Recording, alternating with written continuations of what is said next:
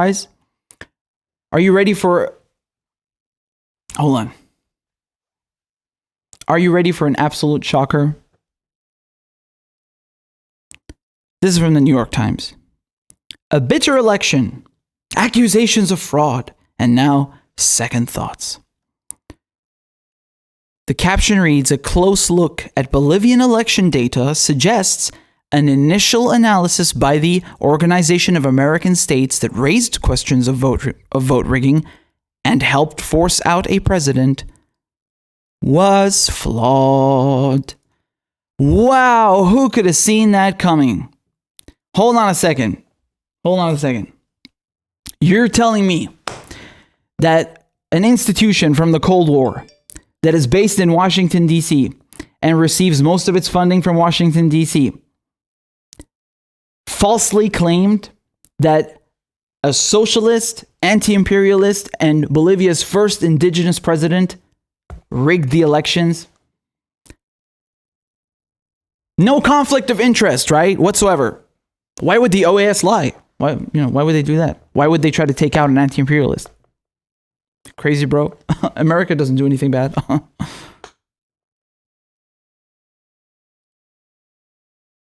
Now, this is a very fucking long article. Unfortunately, it's behind a paywall. I would never pay the New York Times anything. By the way, just tip, if you do read an article on mobile, you can, there's no paywall if you read it on your phone. Okay, I skimmed through it very quickly. Essentially, what happened is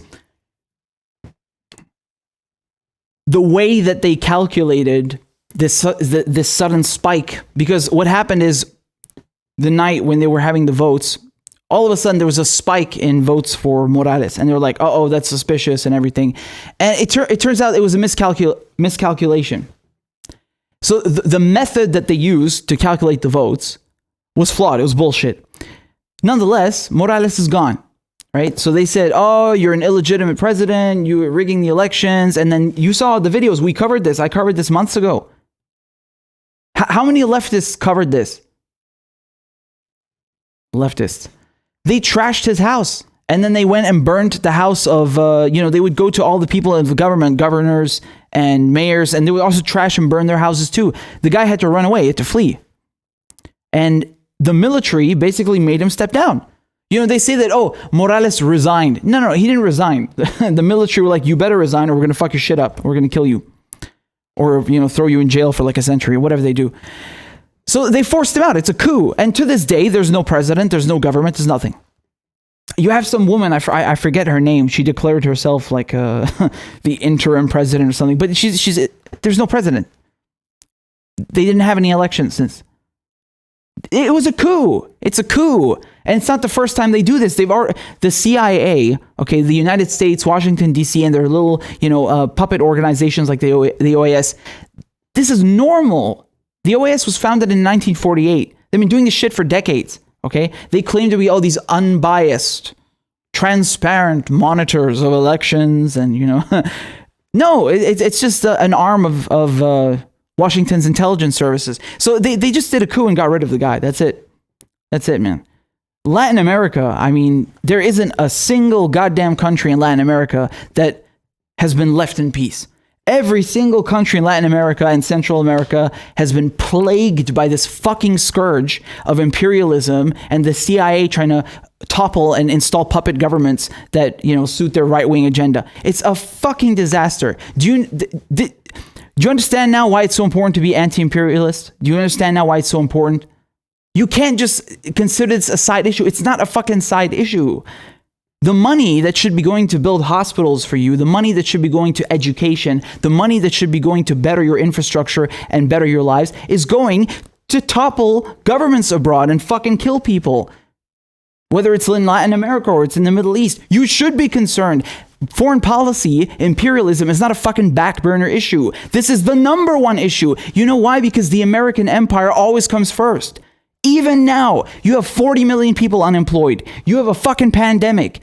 People are out in the streets rioting and protesting because of unarmed blacks being killed in the street. And what does the United States do? They send their fucking Navy to encircle Maduro from the Caribbean and then also from the Pacific. And then they also send troops to encircle him from the Colombian side, on the Colombian border. And then now they're also imposing sanctions on Syria. They have time and money to fucking kill people abroad, but not to give you hospitals, not to give you healthcare, not to reform the criminal justice system. They're fucking you in the ass. Wake up, you morons.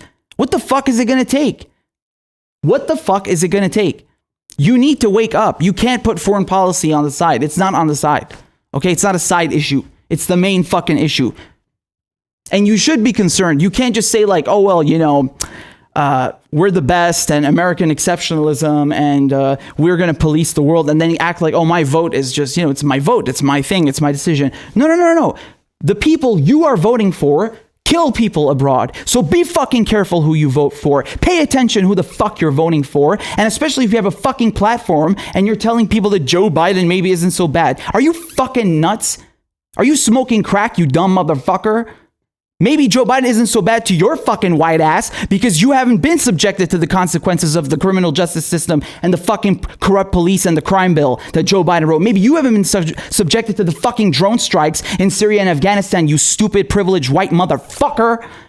Take your fucking head out of your ass and stop spewing this right-wing fucking neoconservatives nonsense, you warhawk, dumb pig shit. Fucking sick of these people. If you are not talking about imperialism, if you are not protesting and using your platform to protest imperialism on a fucking weekly basis, you are a fucking coward. You shouldn't be doing politics. You're not a lefty. In Europe, over here, you're a right-winger. Right-wingers also support Medicare for all and universal health care. You're not fucking special. What's so fucking special about you? You're a right-winger in the rest of the world. If you vote for Joe Biden, you are a right-winger. You ain't nowhere fucking near the left, asshole.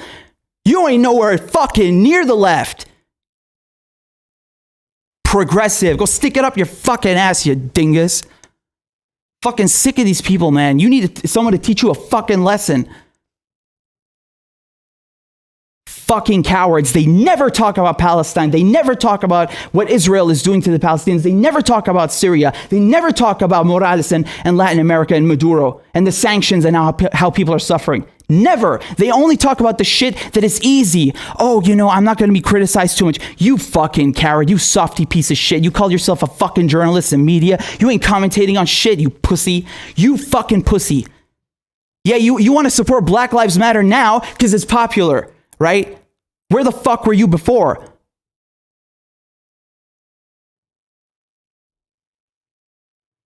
How about you support something when it's not popular, when it is tough, when people will attack you for it?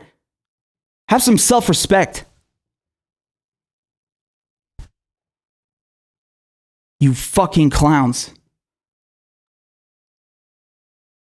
Going back to Morales, he was ousted in a coup, a military coup. End of story, period.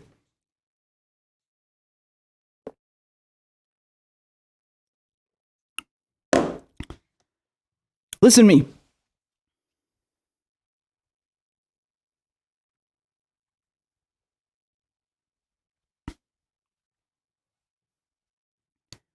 In Latin America, okay, every single country has been subjected to coups, to regime change, to efforts to subvert the governments and topple them, cripple them with sanctions by the United States.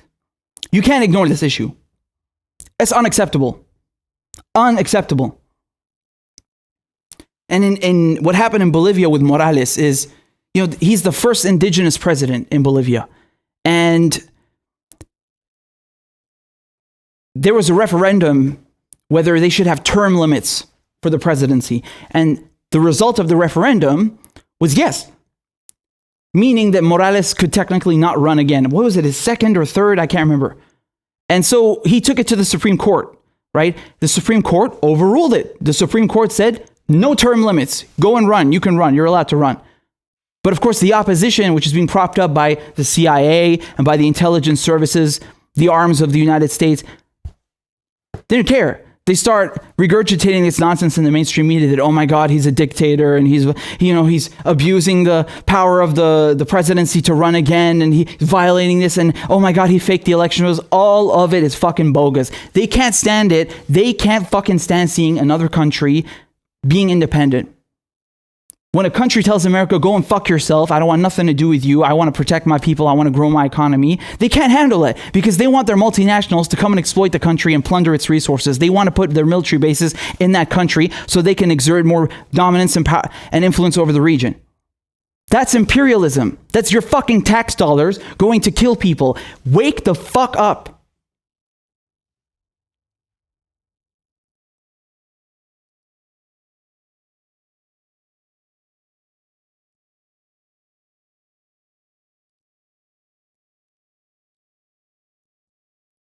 Leftist, my fucking ass.